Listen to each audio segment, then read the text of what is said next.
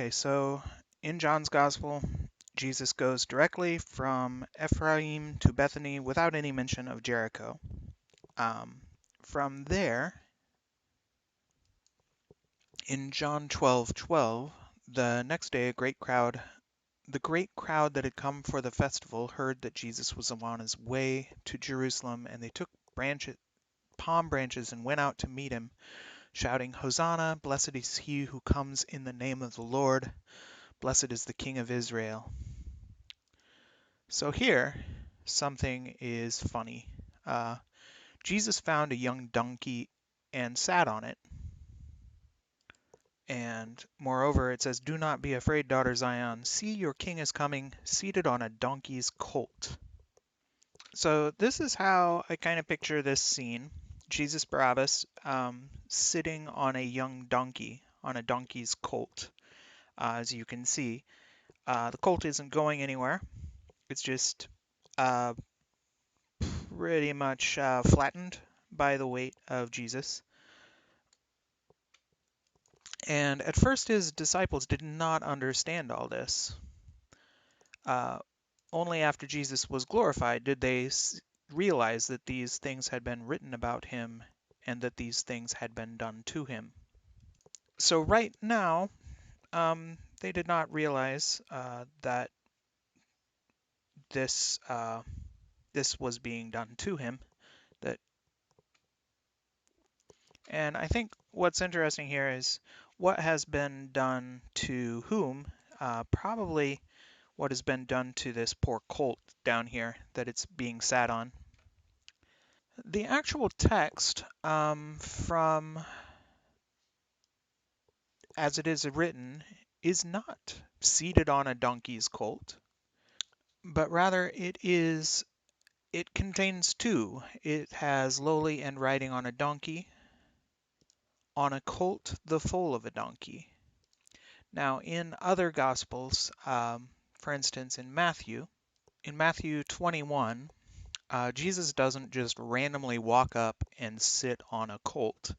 Rather, he comes through the Mount of Olives and tells his disciples, go to the village ahead of you, and at once you will find a donkey tied there with her colt by her. Untie them and bring them to me. If anyone says anything to you, say the Lord needs them, and it's them, not just a colt, but it's an adult donkey and a colt. And this would take place to fulfill what was written through the prophet. "So your king comes to you gentle and riding on a donkey and on a colt, the foal of a donkey." And it says riding. It doesn't just say sitting on. It says riding. So they went and got the donkey and the colt, and they brought them back for Jesus to sit on. And since Jesus is actually riding on them, we can conclude that he's probably sitting on the adult donkey and may have his feet resting on the colt. But John's gospel has a little twist on that. He found a young donkey and sat on it. The donkey doesn't go anywhere. He's not riding it. And then the crowd that was with him when he called Lazarus from the tomb and raised him from the dead continued to spread the word. I think these were the same kind of, I want to say they were comedians in a way. Theater during that era was generally separated into genres of tragedy and comedy, to some extent conveyed to an audience purely as a form of entertainment and control. When it came to the audience, Romans favored entertainment and performance over tragedy and drama, displaying a more modern form of theater that is still used in contemporary times. Spectacle became an essential part of an everyday Roman's expectation when it came to theater. So if you were there and you saw this, um, you would probably it would probably be as part of a comic routine where Jesus found a young donkey and sat on it. Your king is coming, seated on a donkey's colt, and it would look something like this, with the donkey pretty much immobilized by um, Jesus sitting on it. Same thing with the crowd that was with him when he called Lazarus from the tomb and raised him from the dead. Also a spectacle um, where John 11 conveys a great deal of dramatic tension and then ends in comedy when the dead man comes out, his hands and feet wrapped with strips of linen and a cloth around his face. Jesus tells him, "Take off the grave clothes and let him go." We don't get to see the punchline of the joke here because John doesn't tell the doesn't give away the punchline in the story where Lazarus falls to the ground. Um, just exactly the behavior that one would expect from a dead man. Now, between that joke and the other joke, there were people that were heard about that sign and came out to meet him. And the Pharisees, seeing that their entire their religion was being mocked, they were rather frustrated. See, this is getting us nowhere. Look how the whole world has gone after him. And of course, there were plenty of Greeks among those who went to worship at the festival, and they were accustomed to this kind of Greek comedy and Greek tragedy. And they came to Philip, who was from Bethsaida in Galilee, with a request. "Sir," they said, "we would like to see Jesus." It's like a backstage pass they wanted to see the man behind the performance. Either that or Jesus was so deep in hiding that only a few Greek people got to see him. But it was looks like Philip went to tell Andrew, and to and Philip in turn told Jesus. So either that means uh, that Jesus was in deep hiding, and it was really hard to get to him, or it just means that he was backstage somewhere. So it's interesting here. It was some Greeks that came to him. Uh, Philip went to tell Andrew. Andrew and Philip in turn told Jesus. Jesus replied, "Is he right now talking to the Greeks? I don't know." So here's who's there. Some Greeks who went up to worship at the festival. They talked to him. Then Philip and Andrew went to tell Jesus. Jesus says a lot of this in response. There is a voice from heaven, um, which I'll get to in a moment. And then the crowd spoke up. So is this crowd the same group of people as the some Greeks that went up to worship? Um, is that direction or misdirection? I think I can assume that we start with some Greeks. Philip and Andrew come tell Jesus, and all of this is said to the Greeks, and all of this is said to the Greeks. And this voice from heaven, I don't know where it came from. I do know what it said, though. So we're in the hour for the Son of Man to be glorified. Very truly, I tell you, unless a kernel of wheat falls to the ground and dies, it remains only a single seed. But if it dies, it produces many seeds. Anyone who loves their life will lose it, while anyone who hates their life in this world will keep their hated life for eternal life. So, um, definitely a phrase that should be better to love and lose than never to have loved at all, because you don't want to keep a hated life for eternity. Whoever serves me must follow me, and where I am, my servant also will be. My Father will honor the one who serves me.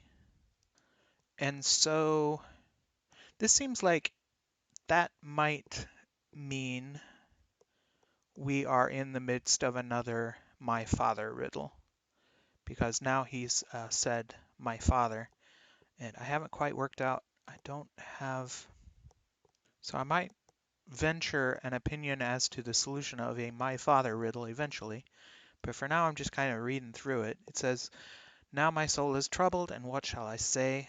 Father, save me from this hour? No, it was for this very reason I have come to this hour. Father, glorify your name." And this, it's very important that we read this in the Greek. It says, "Father, glorify of you the name. Came therefore a voice from heaven." Hold on. Here we go. Kai edoxasa kai pelen doxaso. Okay. It says, Kai, I have glorified. Kai, again, I will glorify. I think this is something I mentioned in the very first video in this series.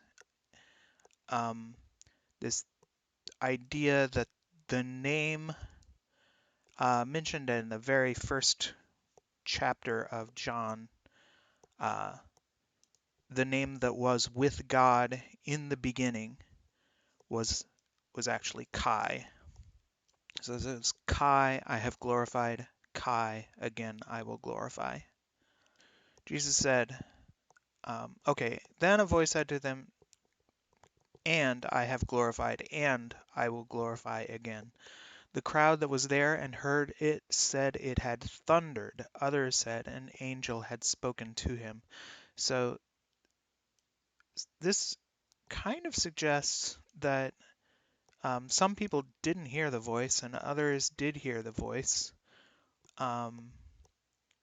Or maybe they thought, some people thought the voice was evil and others thought that the voice was good, or something like that. Jesus said, "This voice was for your benefit, not mine. Now is the time for judgment on this world. Now the prince of this world will be driven out." So this says, "And I, when I am lifted up from the earth, will draw all people to myself." The Greek says, "And I, if I am lifted up from the earth, all will draw to myself." He said this to show the kind of death he was going to die, and I guess being lifted up is kind of like being crucified. But the Greek for lifted up also means exalted. So that's kind of interesting. John is clearing up any confusion here, if you read this in the Greek, and you think he is saying, "I am to be exalted from the earth. Uh, when I, if I am exalted from the earth, I will draw all people to myself." He's not saying that. He's saying that to show the kind of death he's going to die, which is crucifixion, and it has nothing to do with being exalted. It just has to be with a particular form of torturous death, torturous execution. Okay, the crowd spoke up. "We have heard from the law of Messiah will remain forever, so how can you say the Son of Man must be lifted up? Who is the Son of Man?" Jesus does not say here, "I'm the Son of Man." No, he just says, uh, "You're going to have the light just a little while longer. Walk while you have that light before the darkness overtakes you. Whoever walks in the dark does not know where they are going. Believe in the light while you have the light, so that you may become children of light." When he had finished speaking, Jesus left and hid themselves from them. So I don't think that this guy is claiming to be the Son of Man. In fact, the Son of Man, for instance, doesn't come the into Jerusalem, doesn't walk up, find a young donkey, and sit on it. No, he rides he he rides in on a donkey's colt. He doesn't just sit on a donkey's colt. So, personal reflections as I'm reading this. Anyone who loves their life will lose it, while anyone who hates their life in this world will keep it for eternal life. Obviously, my choice is to love my life and lose it. I'm not interested in hating my life, so that I can keep it forever. Second thing to mention, whoever serves me must follow me. Um, Following, we'll check the Greek, that could be a homonym, because there's a lot of shared homonyms. Follow means two different things in English, so it means either understand or it means actually physically go to the same places. So it looks like all of these locations, you can't really take it from context.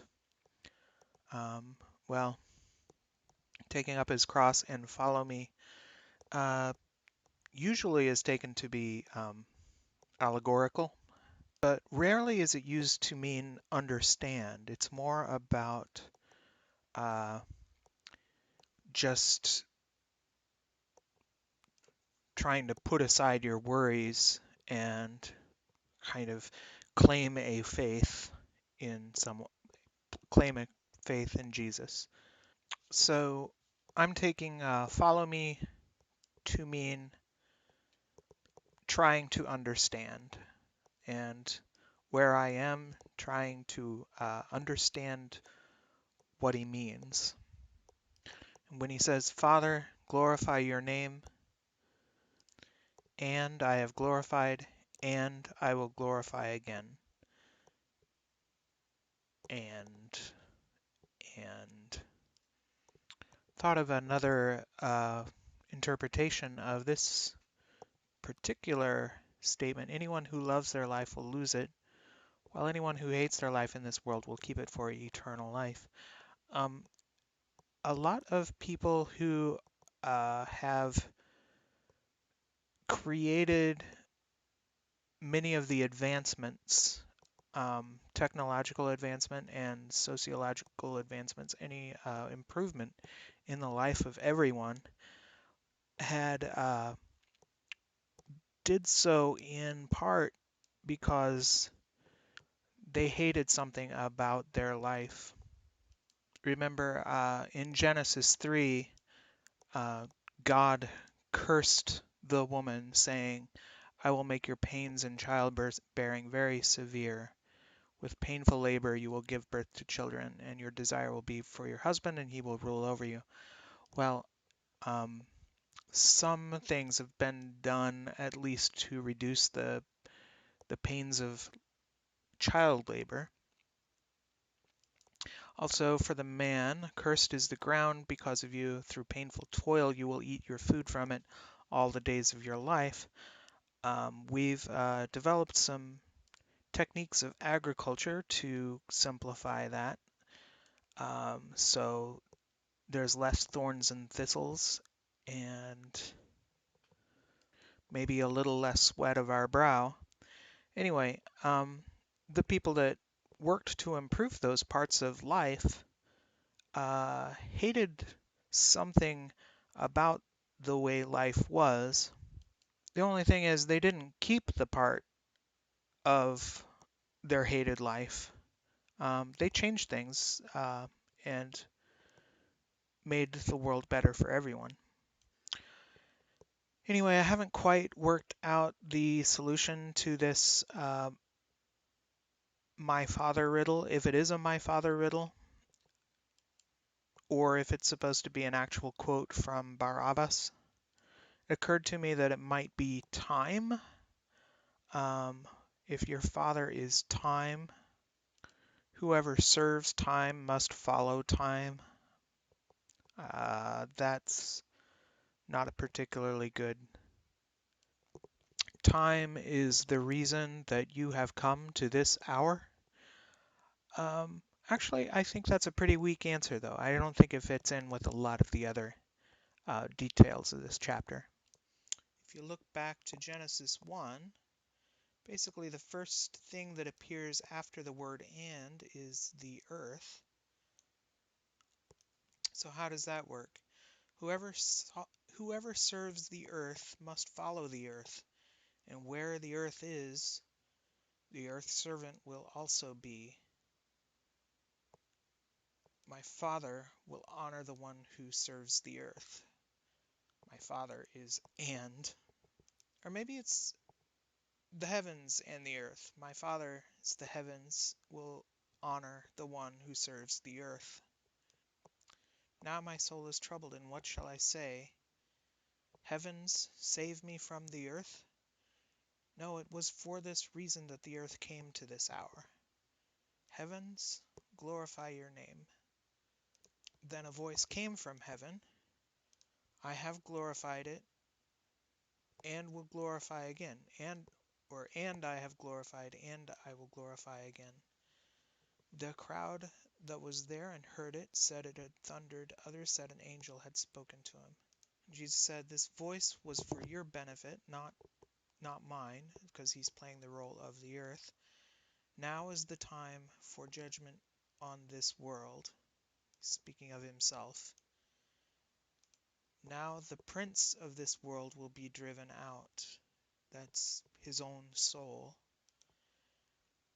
And I, when I am lifted up from the earth, I guess, is that his soul being lifted up from his body? Or, and I, if I am lifted up from the earth, all will draw to myself.